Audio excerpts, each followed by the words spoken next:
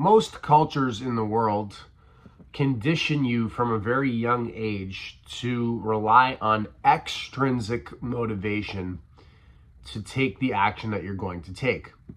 They condition you to believe that this is the way things ought to be. When you're young, you're in school, you need to study for the test so that you can get good grades. You need to behave so that you don't get a timeout. You need to get a good degree so that you can get a good paying job. Now notice that all of these things that you are conditioned to act upon rely on an extrinsic motivating system, meaning that you're doing something as a means to an end. You are trying to get an external reward from the action that you take.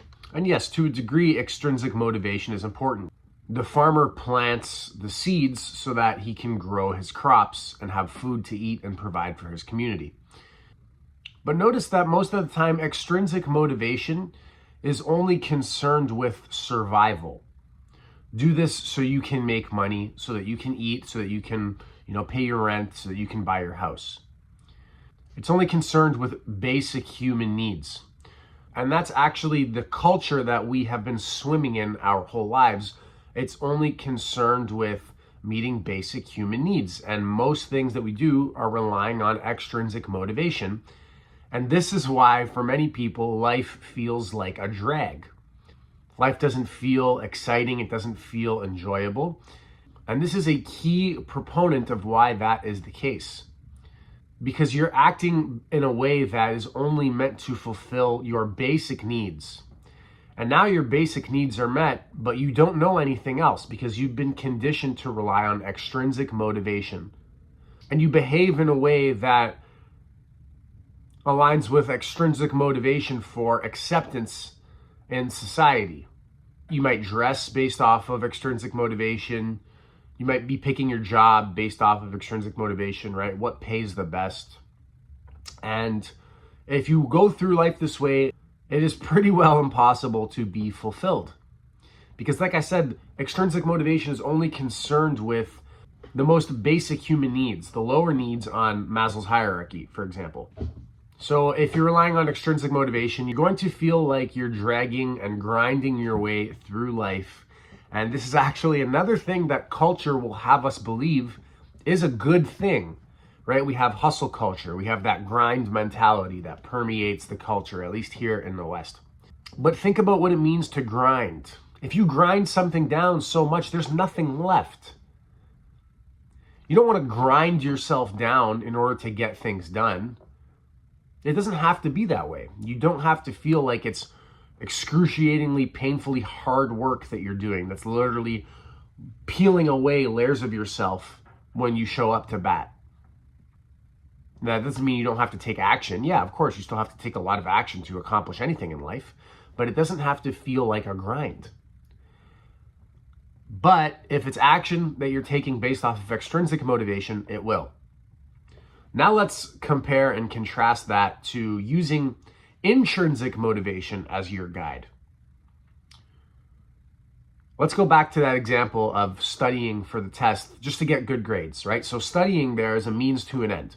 You're extrinsically motivated to study because you want good grades.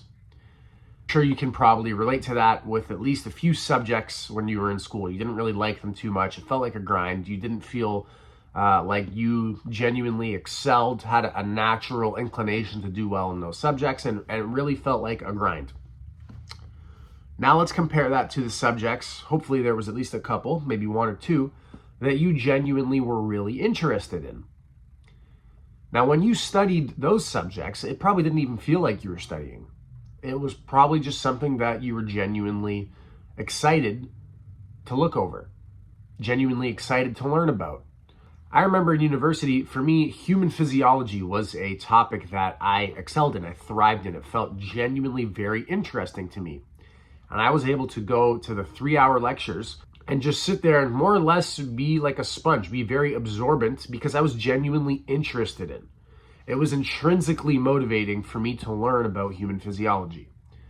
Whereas even the shorter lectures for the calculus class that I had, the ones that were like an hour and 20 minutes, it would feel like an eternity to get through that lecture. And my mind kept wanting to wander. And I really had to like grind it out and bring my mind back to the lecture because I really didn't care about that topic. Now, at the end of a calculus lecture, I would feel drained. I would feel exhausted. I would feel worn out because I was like grinding myself out, right?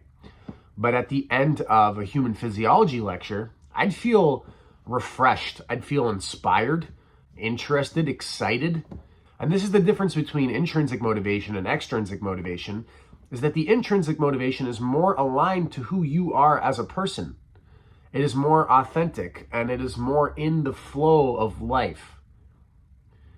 And the good news is that life isn't school. Sure, there's a lot of overlaps between life and school, but there's not 40 credits that you have to take and 30 of them are mandatory. You can pick all your credits in life. Sure, there's like a few things, death and taxes are certain in life, right? You probably don't love doing your taxes. Maybe that's a little bit of an extrinsic motivation there. And that's fine. Some things you kind of can't escape. But to design your whole life around things that are simply relying on extrinsic motivation is going to make life a drag. It's going to make life painful. It's going to make life full of suffering. Whereas if you use intrinsic motivation as a guidance system for what it is that you genuinely want to do, who are the friends that you genuinely want to hang out with? What circles do you genuinely want to be in based off of your intrinsic motivation? What job do you genuinely want to work based off of intrinsic motivation? Like I gave you that example of calculus and human physiology. There are people in equivalent of my situation there. Let's assume teaching human physiology and calculus are two routes that you could take. Both of them would meet all your needs, but calculus paid more. There are people that would choose calculus simply because it paid more, even though it feels like a complete drag to them. And they're simply going based off of their extrinsic motivation. No amount of money in the world would be worth it, in my mind, when you have another option that meets all your needs and fulfills your higher needs. You're approaching self-actualization in terms of what needs you're meeting when you do the thing that you actually care about. But most people have blinders on to the top half of this pyramid, to self-actualization, self-transcendence. It's not even in their minds. There's a lot of people that would actually choose the calculus route because it pays more, even though they'd be miserable. Because they're stuck in this conditioning of relying on extrinsic motivation. Open your eyes to the rest of what it means to be a human. You need to feel fulfilled if you want to be happy in your life as a human. If you simply rely on meeting your basic human needs, sure, you're going to survive, but how happy are you going to be? You can choose happiness. And thinking about what is intrinsically motivating for you is a really, really helpful guide. So I encourage you not to just act in a way that helps you fit in with the tribe in our culture, right? I say that word tribe kind of metaphorically. We don't really have a tribe anymore. We have a whole culture. But don't act in a way that just makes you fit in, that makes you think it's going to get you more status, fame, sexual opportunity. Act in a way that is authentic to you, that is intrinsically motivating to you, and everything else will line up accordingly. So get clear on what it is that is intrinsically motivating for you, and you'll know. Like, things will feel right. They'll feel good. I love doing this. I really enjoy this. Time goes by quickly when I do this. That's a good sign. I train jiu-jitsu 5 days a week. Why? Because it's intrinsically motivating. I love it. People ask me, why do you do that? Because I enjoy it. What do you want to hear? Oh, because it's going to pay me well in the future?